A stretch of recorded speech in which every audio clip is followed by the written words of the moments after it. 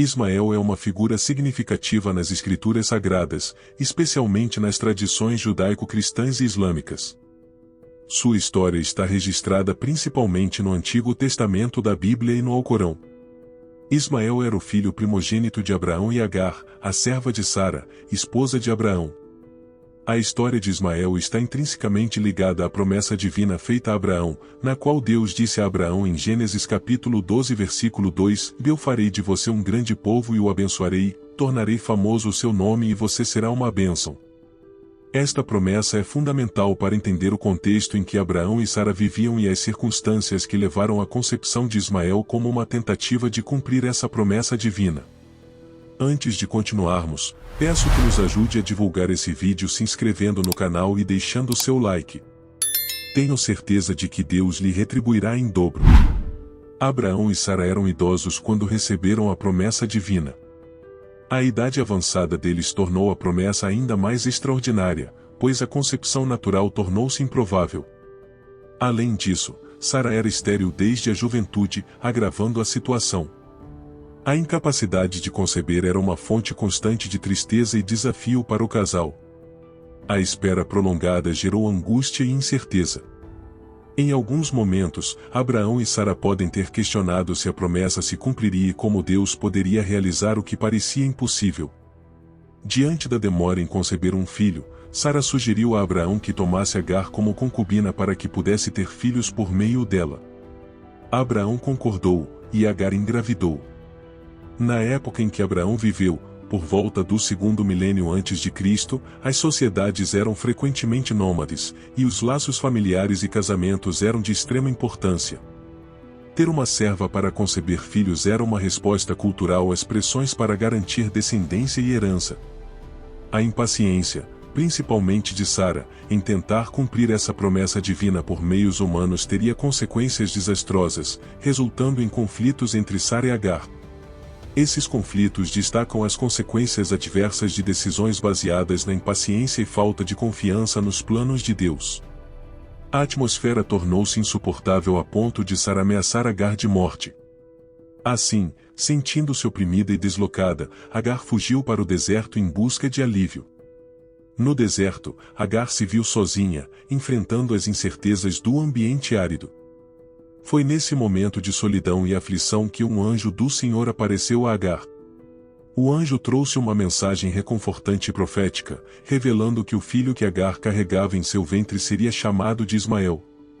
O anjo também profetizou sobre o futuro de Ismael, descrevendo-o como um homem selvagem, mas abençoado por Deus.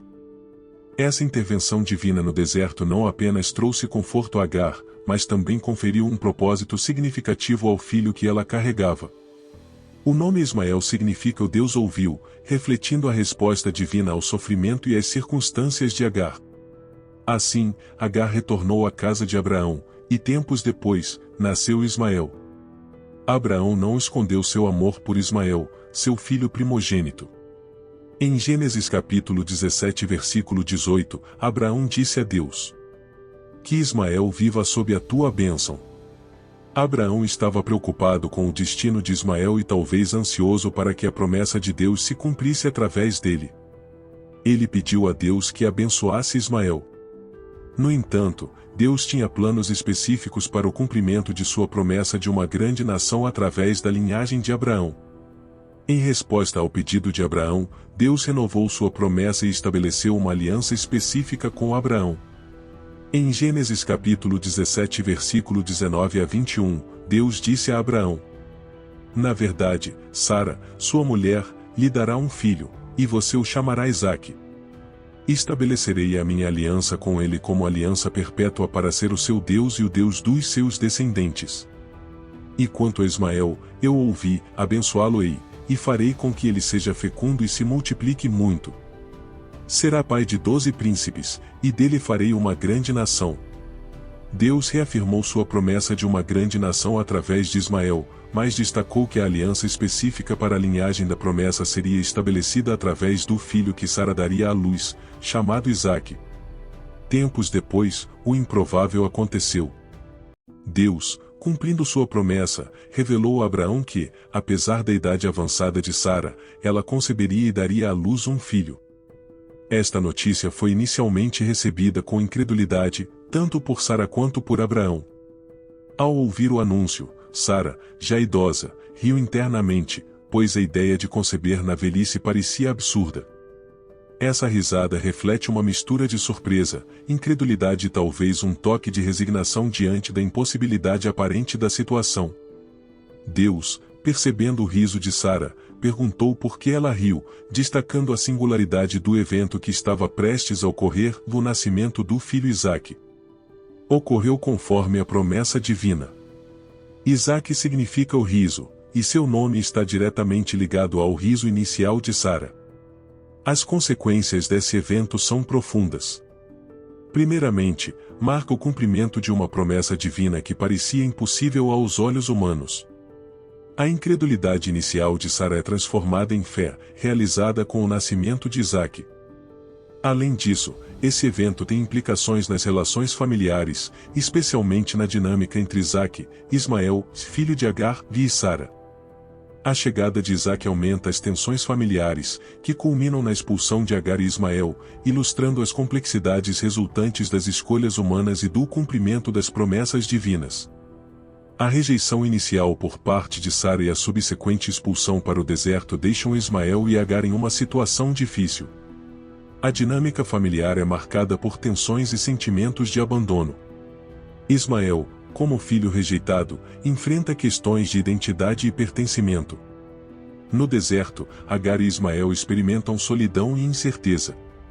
A Bíblia destaca a angústia de Agar ao ver seu filho sofrendo e a luta de Ismael para se adaptar a um ambiente desfavorável. Em um determinado momento, a situação de Agar e Ismael no deserto torna-se desesperadora. A água acaba, e eles enfrentam a perspectiva de morrer de sede. Em seu sofrimento, Agar coloca Ismael sob uma das árvores e se afasta, não podendo suportar ver seu filho perecer. Nesse momento crítico, Deus intervém. Um anjo do Senhor chama Agar do céu e pergunta qual é o problema. O anjo então diz a Agar para não ter medo e promete que Deus ouviu o choro de Ismael. O anjo revela que Deus providenciará uma grande nação a partir de Ismael.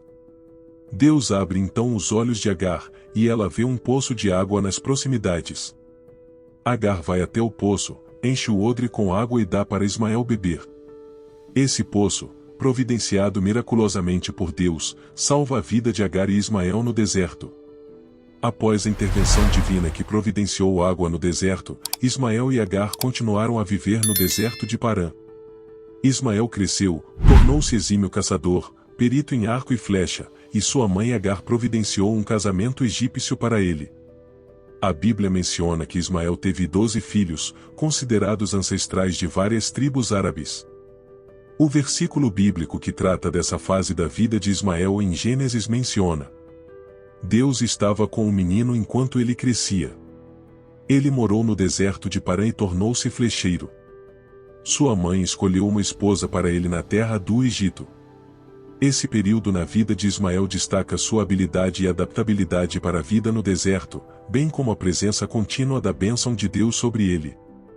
A escolha de uma esposa egípcia da tribo de Jurum também ressalta as conexões culturais entre Ismael e a região circunvizinha. A Bíblia também registra o casamento do filho de Isaque, Esaú, com a filha de Ismael. Pois Esaú foi à casa de Ismael e tomou por mulher, além das que já tinha, Maalate, filha de Ismael, filho de Abraão, e irmã de Nebaiote. O relato bíblico não oferece detalhes extensivos sobre os eventos específicos da vida adulta de Ismael. No entanto, há uma referência posterior que menciona Ismael juntamente com Isaque no contexto da morte de Abraão. Gênesis capítulo 25 diz: Seus filhos Isaque e Ismael o sepultaram na caverna de Macela, no campo de Efron, filho de Zoar, o Hitita, que fica diante de Manre. Foi ali que Abraão e sua mulher Sara foram sepultados. Essa passagem indica que, apesar das circunstâncias iniciais desafiadoras, Ismael e Isaque, meio-irmãos, se reuniram para sepultar seu pai Abraão. O relato bíblico menciona a morte de Ismael, mas não especifica a causa. Estes são os anos de vida de Ismael, 137 anos. Ele expirou e morreu e foi reunido ao seu povo. O termo ismaelita é utilizado para descrever os descendentes de Ismael, que se tornaram uma grande nação de acordo com a promessa divina feita a Agar e Abraão. Essa descendência é frequentemente associada a povos nômades que habitavam as regiões do deserto próximo à Península Arábica. Assim, o nome Ismael tornou-se não apenas uma designação para uma linhagem específica, mas também um nome relativamente comum e bastante citado na Bíblia. Ao refletirmos sobre a vida extraordinária de Ismael, uma figura cujo destino foi entrelaçado com promessas divinas e escolhas humanas, somos levados a contemplar as complexidades da jornada humana. As trajetórias de Ismael e Isaque, permeadas por desafios, conflitos e intervenções divinas, ecoam em nossa própria busca por significado e propósito. A dualidade entre a promessa cumprida em Isaque e a bênção concedida a Ismael nos convida a questionar-se, por vezes, as respostas divinas surgem de formas inesperadas e se as nossas impaciências e escolhas moldam não apenas nosso destino, mas também o de gerações vindouras. Que a história de Ismael nos inspire a considerar as interseções entre fé, paciência e a imprevisibilidade do caminho que percorremos, pois, assim como o deserto moldou a vida de Ismael, talvez em nossos próprios desertos encontremos não apenas desafios, mas também poços de bênçãos aguardando nosso olhar atento.